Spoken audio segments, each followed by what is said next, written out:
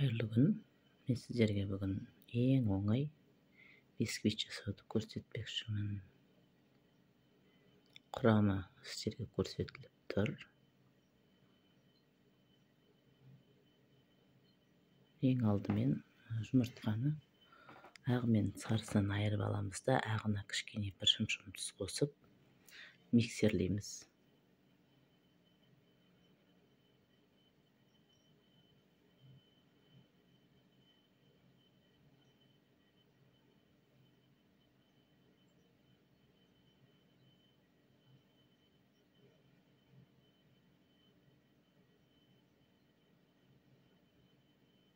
Бұл жаңағы жұмыртқаны ағын миксерлеген кезде төменгі скоростқа қойып миксерлейміз, себебі жұмыртқаны былғаған кезде өте қатты скоростқа қойып керегі жоқ.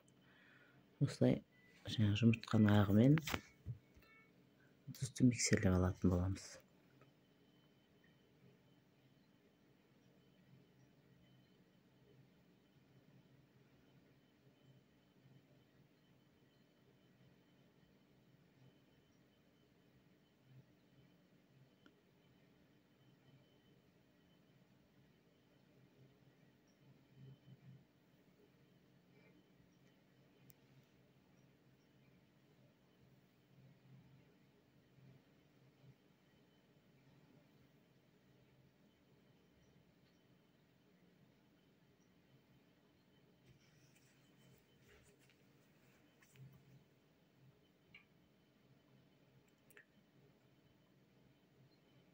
Мінекей.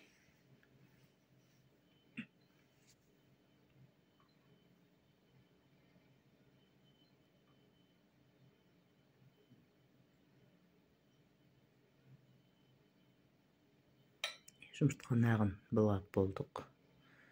Нәтижесінде осындай төгілмейтін, жайқалмайтын масса пайда болады. Одан кейін жұмыртқаның сарысын қосып тағы да ақырын ең төменгі скоростымен миксерден былғап аламыз.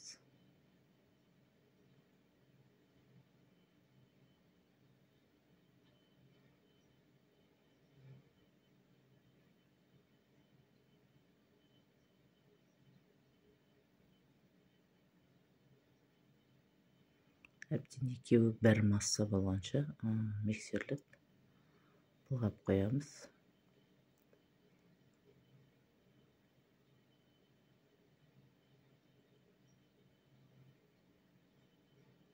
Мінекей массамыз дайын, енді осыған қантымызды қосамыз. Енді қант ерігенше араластырамыз.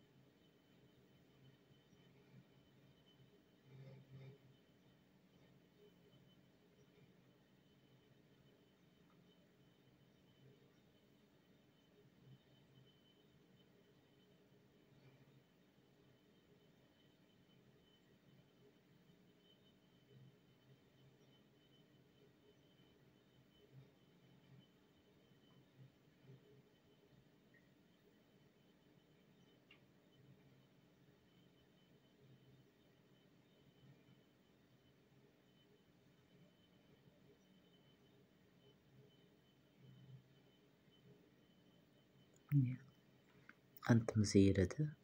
Қантымыз еріп болғаннан кейін бірінші ұнымыздың жарты бөлігін салып алып, енді бұны миксермен емес, қасықпен араластырамыз.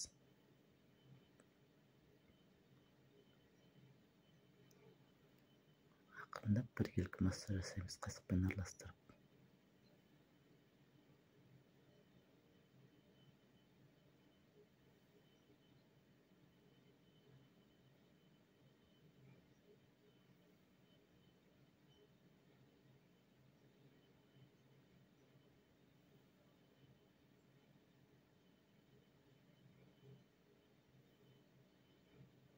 Енді қалған бөлігімізді саламыз. Екінші ұнның қалған бөлігін салып, әбден жақсылап араластырып аламыз.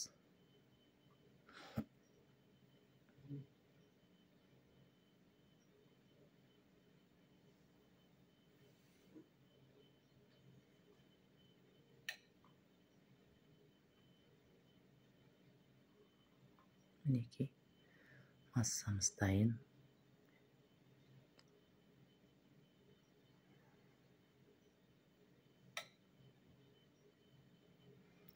Енді оны тапамызға құйып, астына пергамент қағазымызды салып, пешке пісіріп аламыз. 180 градусқа 30 минутқа. Нәтижесінде осындай пирог пайда болады.